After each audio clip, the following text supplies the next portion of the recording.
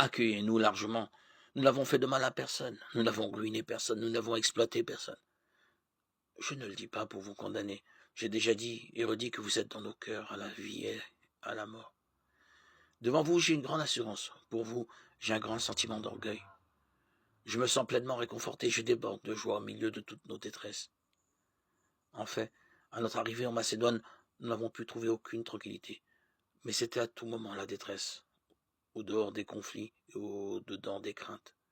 Pourtant, le Dieu qui réconforte les humbles nous a réconfortés par la venue de Tite. Et non seulement par sa venue, mais par le réconfort qu'il avait trouvé chez vous.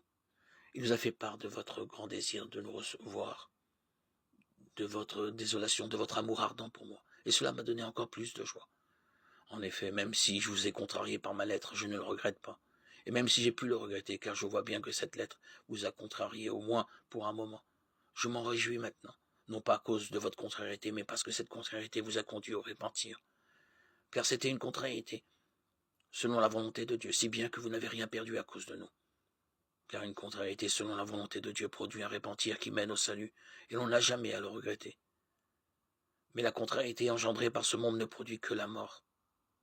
Et cette même contrariété selon Dieu, voyez ce qu'elle a produit chez vous comme empressement, comme excuse, comme indignation, comme crainte, comme désir, comme ardeur, comme sévérité envers le coupable. En tout cas, vous avez prouvé que vous étiez innocent dans cette affaire. Bref, si je vous ai écrit, ce n'est pas à cause de l'offenseur ni à cause de l'offensé, mais pour rendre manifeste à vos yeux devant Dieu l'empressement que vous avez pour nous. Voilà ce qui fait notre réconfort. En plus de ce réconfort, nous nous sommes réjouis encore bien davantage à voir la joie de Tite. Son esprit était pleinement tranquillisé par vous tous. Si je lui ai montré combien je mets mon orgueil en vous, je n'en ai pas eu honte. Mais de même que nous vous avons toujours parlé en vérité, de même nous avons été dans la vérité en faisant voir à Tite cet orgueil.